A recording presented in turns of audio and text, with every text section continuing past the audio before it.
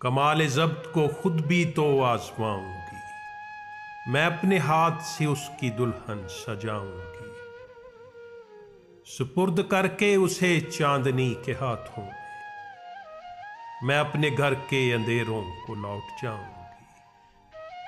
बदन के कर्ब को वो भी समझ न पाएगा, मैं दिल में रोऊंगी, आंखों में मुस्कुराऊंगी।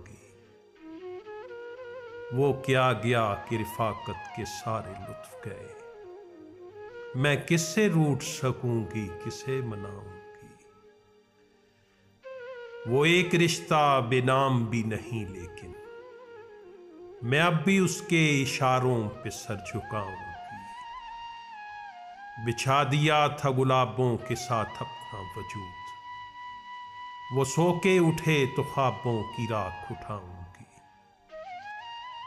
समातों में घने जंगलों की सांसें हैं, मैं अब कभी तेरी आवाज सुन न पाऊंगी। जवाज ढूंढ रहा था नई मोहब्बत का, वो कह रहा था मैं उसको भूल जाऊंगी। वो कह रहा था मैं उसको भूल जाऊंगी।